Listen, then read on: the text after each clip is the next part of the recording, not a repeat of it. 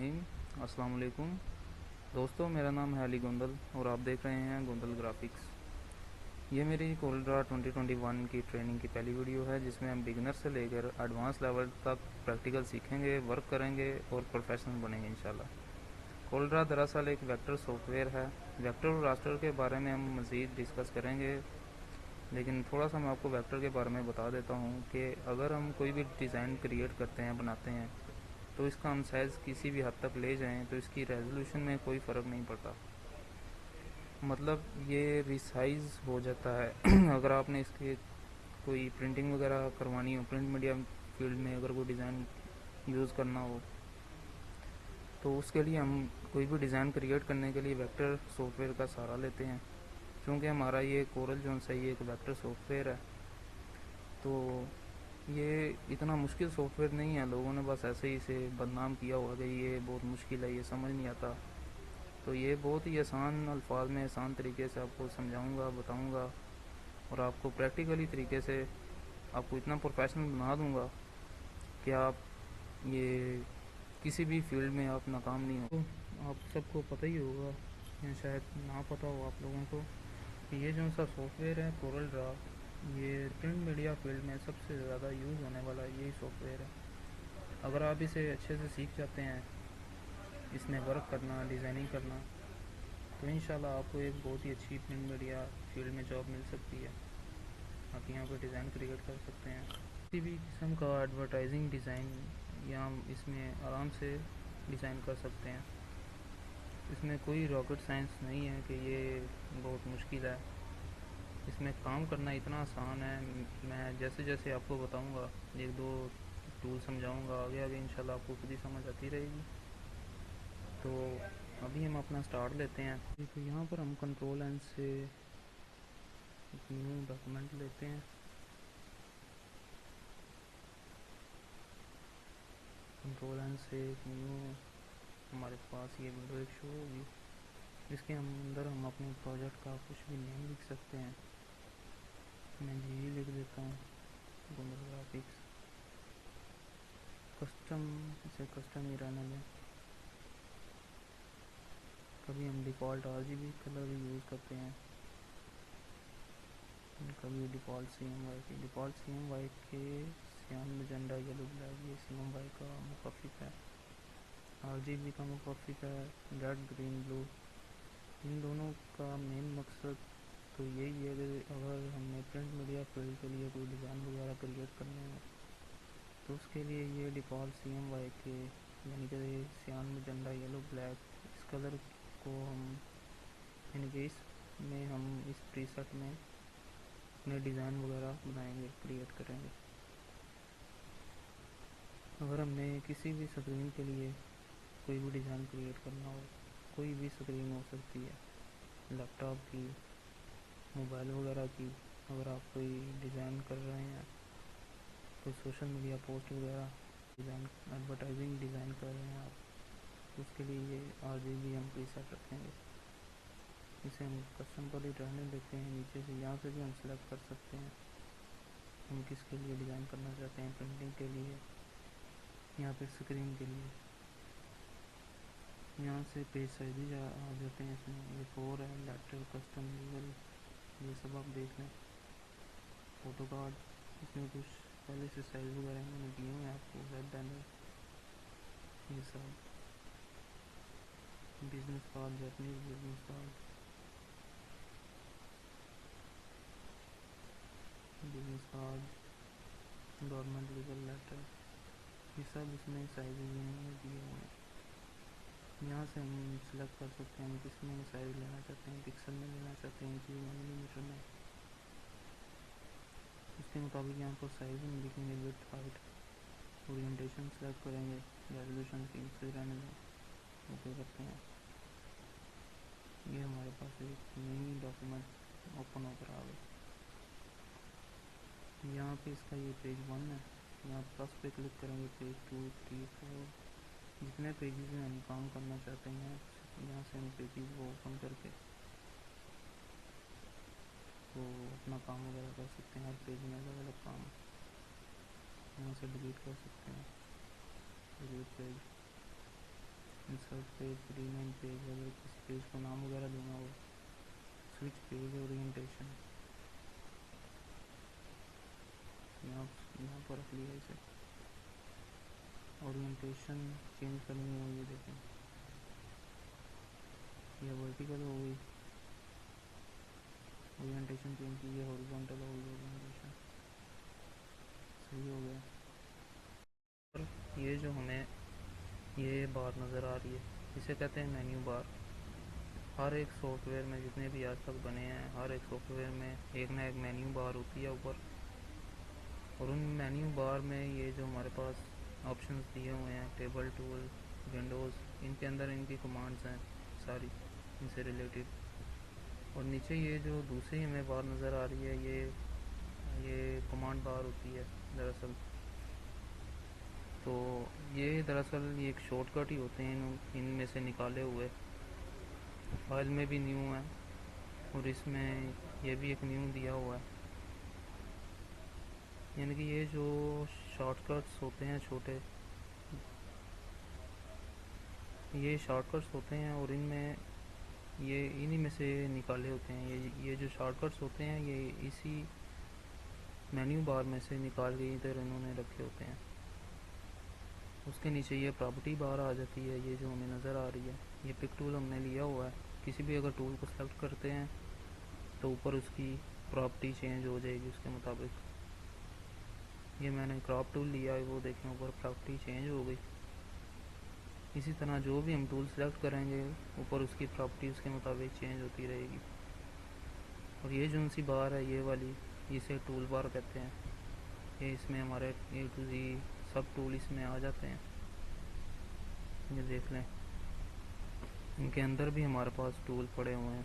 अगर आप इसे यहाँ पे क्लिक करें, ये जो छोटा एरो बना हुआ है ना, इसके ऊपर क्लिक करें तो इनके अंदर से भी कुछ टूल निकलते हैं बाहर। तो इसके साथ यहाँ राइट साइड पर ये कलर बार होती है, इसे कलर पैलेट भी कहते हैं। मुख्तलिफ किस्म के कलर इसमें मौजूद हैं, हर एक कलर जो आपको चाहिए। और इन कलर्स के अंदर भी कलर्स होते हैं, ये हम इंशाल्लाह आगे डिस्कस करेंगे, इन सब को जानेंगे, इन कलर्स के कोड वगैरह समझेंगे। तो अभी हम अपना स्टार्ट लेते हैं। सबसे ऊपर तो आता है ये पिक टूल। पिक टूल होता है किसी भी ऑब्जेक्ट को सिलेक्ट करने के लिए। अभी हमने ये एक ऑब्जेक्ट बनाया, रेक्टेंगल ड्रा की।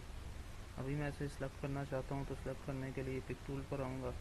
इसका शॉर्टकट भी साथ दिया हुआ है, शॉर्टकट इसका स्पेस होता है। ये मैंने सेलेक्ट किया, सेलेक्ट करके कहीं भी इसे मैं लेके जा सकता हूँ। ठीक हो गया। इसके अंदर ही ये फ्री हैंड पिक टूल है। अगर आपने कुछ चीज़ें बनाई हुई हैं ऐसे साइडों पर अलग अलग पड़े हुए कुछ ऑब्जेक्ट हैं और आप इन्हें फ्री हैंड अगर सेलेक्ट करना चाहते हैं तो यहाँ ऐसे भी आप सेलेक्ट कर सकते हैं। ये देखें, ये मैंने क्लिक किया, ड्रैग किया, मैं इसको और इसको सेलेक्ट करना चाहता हूँ, दोनों सेलेक्ट हो गए। अगर मैं इसको और इसको सेलेक्ट करना चाहता हूँ तो ऐसे हो गए, ये दोनों सेलेक्ट हो गए। इसको सेलेक्ट करना चाहता हूँ, ये ऐसे सेलेक्ट हो गए। मतलब ये फ्री हैंड हम कोई भी चीज़ सेलेक्ट करने के लिए, ये फ्री ट्रांसफ़र इसका ज़्यादा यूज़ तो नहीं होता, लेकिन मैं फिर भी आप लोगों को बता देता हूँ। ये कोने पे सेलेक्ट किया और मैं जूम आउट कर रहा हूँ तो इसका साइज़ बढ़ता जा रहा है उसके मुताबिक। यानी साइज़ बढ़ाने के लिए, कम करने के लिए, अपने मुताबिक इसका साइज़ रखने के लिए किसी भी ऑब्जेक्ट का, ये उसके लिए यूज़ होता है। लेकिन ये ज़्यादा हम यूज़ करते ही नहीं हैं। इसके बाद ये दूसरा टूल है शेप टूल। शेप टूल की मदद से हम F10 इसकी शॉर्टकट की है। तो शेप टूल से हम किसी भी चीज़ का, किसी भी ऑब्जेक्ट का शेप चेंज कर सकते हैं। मीन्स ये देखिए, मैंने इसके ऊपर क्लिक किया और यहाँ से इसके कॉर्नर्स राउंड कर दिए। अगर मैं ये करता हूँ, ये ऊपर प्रॉपर्टीज़ की शो होने लग गई है ना में, तो इसमें अगर ये सेलेक्ट करता हूँ तो ये कॉर्नर्स अंदर की तरफ राउंड हो गए, ये फ्लैट हो गए। इसके साथ ये इनकी प्रॉपर्टी है, ये लॉक लगे हुए हैं। लॉक मतलब एक ही हम अगर चेंज करेंगे तो सबका उसके मुताबिक ही उसी परसेंटेज से चेंज हो जाएगा। कॉर्नर्स। और अगर मैं इसे बंद करता हूँ तो कोई भी एक कॉर्नर मैं सेलेक्ट करके उसकी वैल्यू कि मैंने किया अभी ये जो सा कॉर्नर है ये वाला, अभी इसको मैं थोड़ा चेंज करना चाहता हूँ। इधर भी इसकी मैं वैल्यू डाल दूँगा जितना मैं इसे अंदर की तरफ फ्लैट करना चाहता हूँ कॉर्नर को। ये हो गया। अभी ये जो है हमारे पास ये थिकनेस है हमारी, ये जो ऑब्जेक्ट की आउटलाइन लगी हुई है ये आउटलाइन की थिकनेस है। इसे हम देख लेते हैं, हेयर लाइन भी कर सकते हैं, यहाँ से नॉन भी कर सकते हैं। नॉन करेंगे तो देखें कुछ नहीं नज़र आ रहा। यहाँ पे राइट क्लिक करके ये सबसे ऊपर सेट आउटलाइन कलर, यहाँ से भी लग जाता है कलर। राइट क्लिक करके जो सा कलर आउटलाइन को लगाना चाहें वो लगा सकते हैं। यहाँ से हम इसकी थिकनेस वगैरह कंट्रोल करेंगे। ठीक हो गया। हेयर लाइन रखना चाहें हेयर लाइन रख सकते हैं। इसके बाद ये कुछ प्रीसेट दिए हुए हैं उन्होंने, उस प्रीसेट के मुताबिक हम आउटलाइन अपनी शो करवा सकते हैं। दूसरी बात, शेप टूल का जो मेन मकसद है हम ज़्यादातर यूज़ करते हैं, इसकी एक शॉर्टकट कमांड है कंट्रोल क्यू। यहाँ पर राइट क्लिक करेंगे तो सबसे ऊपर ये ऑप्शन आ रहा है convert to curve, control Q. ये करेंगे तो ये कर्व में तब्दील हो गया पूरा ऑब्जेक्ट। इसकी अब हम जैसे मर्ज़ी इसकी हम शेप बना सकते हैं। जैसी हमें अगर शेप की ज़रूरत है, कुछ भी अगर हम ऑब्जेक्ट वगैरह क्रिएट करना चाहते हैं जो हमारी रिक्वायरमेंट है उसके मुताबिक, अगर हमें कुछ नया कहीं नया पॉइंट चाहिए तो डबल क्लिक करेंगे नया पॉइंट आ जाएगा। उसके ऊपर क्लिक करेंगे तो ये साथ देखेंगे कि प्रॉपर्टीज़ यहाँ कुछ शो हो रही हैं। सबसे पहले तो ये है कर्व, ये देखें ये मैंने ये इंटू लाइन है, ये इंटू कर्व है। ये साथ ही हमें दो हैंडल मिल जाते हैं ताकि हम इसकी कुछ कर्व वगैरह बना सकें कहीं से भी। मैं इन सारे पॉइंट्स को सिलेक्ट करता हूँ और यहाँ से ये कर्व कर देता हूँ। अभी ये हर एक पॉइंट के लिए हमें ये दो दो हैंडल मिल गए हैं, जिसकी मदद से हम इसकी शेप में जैसे मर्ज़ी अपने मुताबिक चेंजिंग करके एक अच्छा सा डिज़ाइन क्रिएट कर सकते हैं। इसके मुताबिक इसके साथ ही ये हमारे जो ये वाला मिल रहा है ये स्मूथ नोड, यहाँ से ये देखें ये नोड स्मूथ हो गया। पहले ये था फर्स्ट नोड, अभी ये हो गया स्मूथ नोड। स्मूथ नोड करेंगे तो वो देखें वो स्मूथ हो गया। यानी अगर कहीं कॉर्नर है ना हमारे पास, ये देखें जैसे ये हमारे पास कॉर्नर है, कॉर्नर को थोड़ा स्मूथ करना चाहते हैं तो ये स्मूथ टूल पे सेलेक्ट करेंगे, वो देखें वो स्मूथ हो गया। साथ ही हैंडल उन्होंने एक और उसी के साथ हैंडल मिला दिए, इसको चेंज करेंगे तो ऑटोमेटिकली दूसरा भी साथ चेंज होता रहेगा। ये भी अब हम प्रैक्टिस करेंगे इंशाल्लाह इसकी। इसके साथ ही ये जो सा टूल है हमारे पास स्मूथ टूल, चलिए मैं आपको ये बता देता हूँ। ये जो सा है ना ये ऐड नोड, ये डिलीट नोड, ये दो ऑप्शन है। डबल क्लिक करके भी हम डिलीट कर सकते हैं। अगर डबल क्लिक करके डिलीट ना करना चाहें तो यहाँ से डिलीट कर सकते हैं, यहाँ से ना करना चाहें तो फिर इसे सिलेक्ट करके एक डिलीट का बटन है आपके वहाँ दिया होगा कीबोर्ड में, डिलीट दबाएं डिलीट हो जाएगा। यहाँ पर हमारे पास ये दूसरा टूल आ गया हमारे पास स्मूथ टूल। स्मूथ टूल की मदद से हम किसी भी ऑब्जेक्ट को हम स्मूथ कर सकते हैं अपने मुताबिक। ये मैंने क्लिक किया और ड्रैग कर रहा हूँ अंदर की बाहर की तरफ, तो ये देखिए स्मूथ होगा।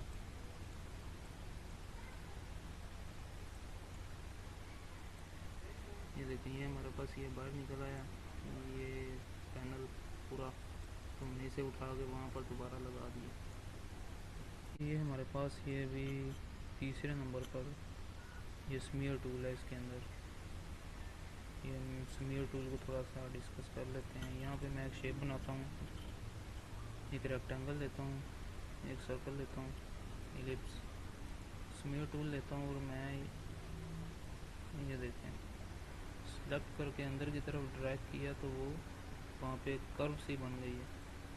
ऊपर की तरफ करूँगा कर्व बाहर निकल आई।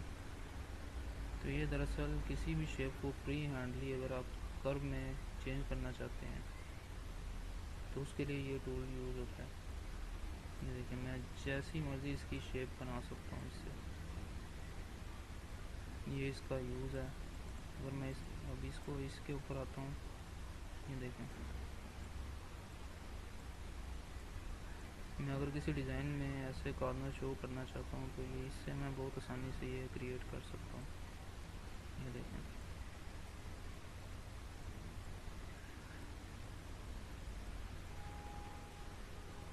ये देखें, यानी कि ये देखें एक किस्म का कंटोर मैप होता है, जैसे उस तरह बन गया पहाड़ियाँ। सेलेक्ट करके मैंने राउंड क्लिक किया तो ये शेप हमारे पास ये एक चीज़ बन गई है।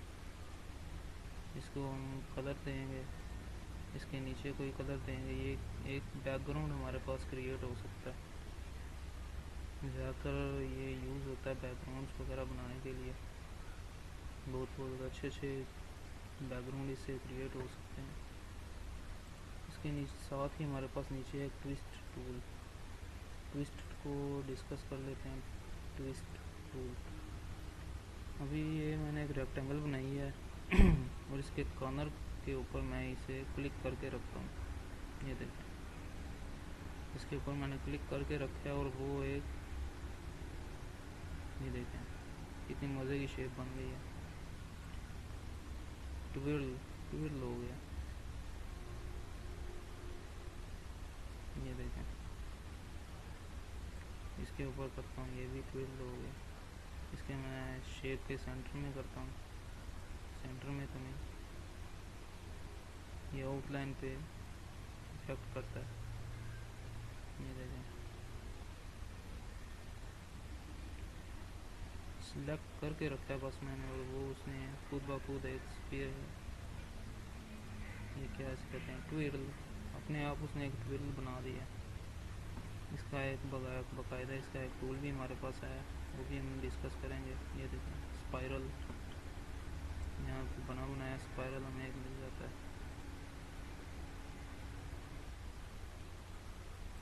तो इसके साथ ये है हमारे पास attract and repel. Attract and repel ये भी बहुत अच्छा टूल है, ये भी बैकग्राउंड वगैरह बनाने के लिए यूज़ होता है। मैं इसे सिलेक्ट करता हूँ तो ये देखें, क्लिक करके मैं जहाँ भी लेके जाऊँगा अपना माउस कर्सर, ये मेरे ये उसके पीछे पीछे चलता जाएगा। ये देखें, इसे मैग्नेट टूल भी कहते हैं। जितना एरिया इसके पास आता है वो अपनी तरफ खींच लेता है। ये इसका यूज़ है। ये देखें, मैं इसे सिलेक्ट करता हूँ और इससे भी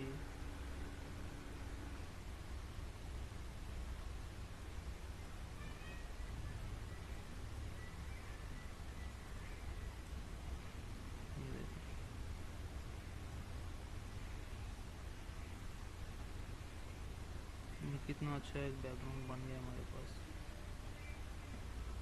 मैं अभी आपको दिखाता हूँ इसका ये बैकग्राउंड कैसे हम कह रहे हैं। यहाँ पे मैंने एक रेक्टेंगल लगाई, इसके मैं अंदर कलर करता हूँ रेक्टेंगल के अंदर रेड। ये हमारे पास पीछे वो है, इसे मैं करता हूँ पावर क्लिक इनसाइड। ये देखें, डबल क्लिक करके ओपन किया, यहाँ से मैं इसे बढ़ा लेता हूँ, फिनिश किया। ये देखें हमारे पास एक किस्म का बैकग्राउंड, यहाँ आर्ट कह लें, क्रिएट हो गई। इसमें और मज़ीद बहुत कुछ हम कर सकते हैं, साथ साथ हम इंशाल्लाह डिस्कस करते जाएंगे, देखते जाएंगे। अभी इसके अंदर ही हमारे पास एक और टूल आता है नीचे, स्मज टूल। हमारे पास स्मज टूल को थोड़ा सा हम देख लेते हैं। ये रेक्टेंगल क्रिएट की, स्मज टूल को सिलेक्ट किया, ये मैं यहाँ पे क्लिक करता हूँ, वो देखिए अंदर की तरफ कर्व बन गया, अंदर की तरफ अगर थोड़ा सा अंदर करके मैं करता हूँ समझ को सिलेक्ट, ये क्लिक करता हूँ तो ये देखें बाहर की तरफ कर्व हो गया, ये नीचे की तरफ। ये जो ब्लैक डॉट है, ब्लैक डॉट मैंने अंदर की तरफ रखा है, क्लिक किया तो बाहर की तरफ, बाहर रखा है तो अंदर क्लिक किया तो अंदर की तरफ ये कर्व हो गया अपने आप। तो इससे भी हम कोई भी डिज़ाइन इससे हम बना सकते हैं, बहुत अच्छे डिज़ाइन क्रिएट कर सकते हैं इसकी मदद से। ये देखें,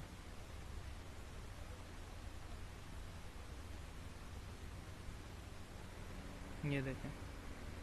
और कोई भी हमने कर्वी शेप ऐसे बनानी हो तो कर्वी शेप इसकी मदद से बहुत आसानी से बन सकती है।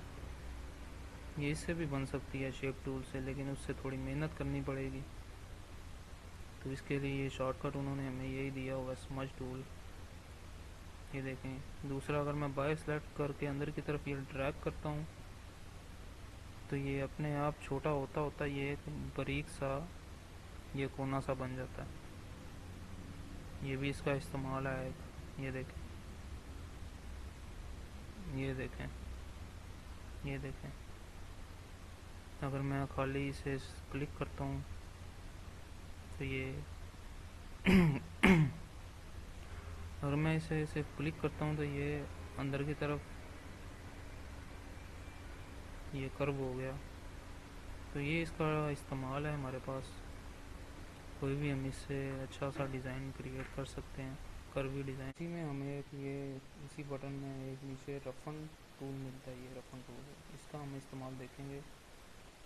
इसका नाम ही रफन है, यानी कि ये रफ कर देता है किसी भी ऑब्जेक्ट को, किसी भी शेप को।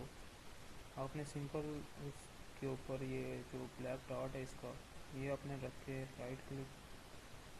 लेफ़्ट क्लिक करना है तो ये रफ हो जाएगा अपने आप।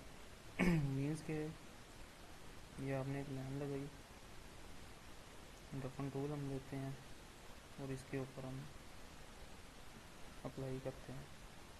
और ये देखेंगे इसकी शेप जो सी है, रफनेस शेप बनेगी। मीन्स अगर हमने कोई वायर वगैरह, इलेक्ट्रिसिटी वायर कहीं शो करनी हो, इलेक्ट्रिसिटी शो करनी हो, उसके लिए या कोई सतह वगैरह रफनेस शो करनी हो उसमें, तो हम इस टूल का यूज़ करेंगे। ठीक हो गया। यहाँ से इसका साइज़ कम भी हो जाता है, जितना हम रखना चाहें उतना साइज़ रख सकते हैं। यहाँ से इसके नंबर ऑफ कॉन्स, यानी कि रफनेस कितने नंबर तक आए। ये देखें, ये पहले 99 थोड़े बढ़ाए हैं तो ये इसकी रफनेस ये बढ़ गई। ये देखें,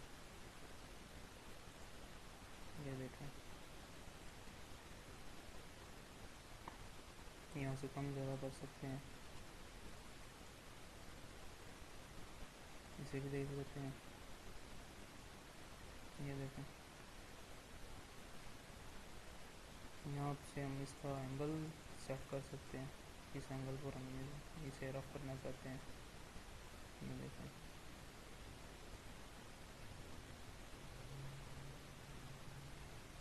यानी कि ये जो सी हमारी ये रफनेस ये बनी हुई है, इसका हम एंगल बढ़ा सकते हैं।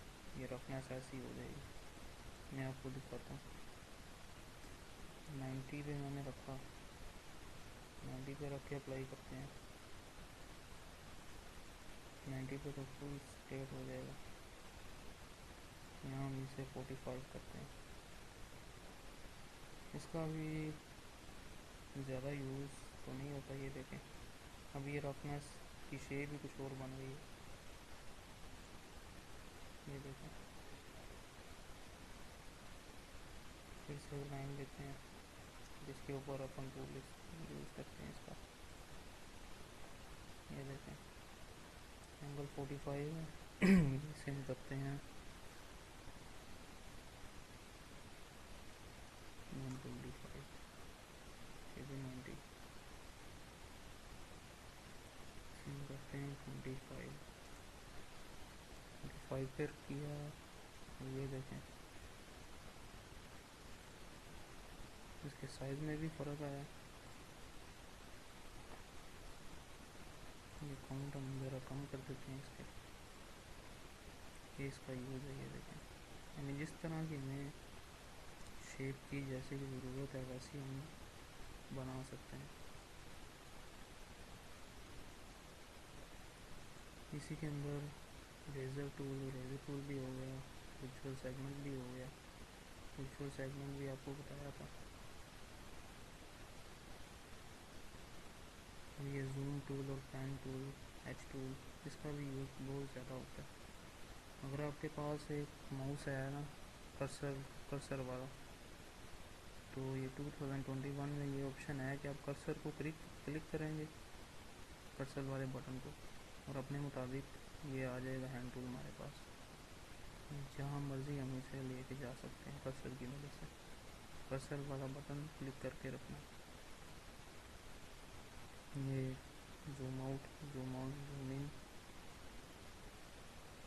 और इंशाल्लाह अगली क्लास में हम फ्री हैंड टूल, ये सारे टूल देखेंगे, इनका यूज़ वगैरह।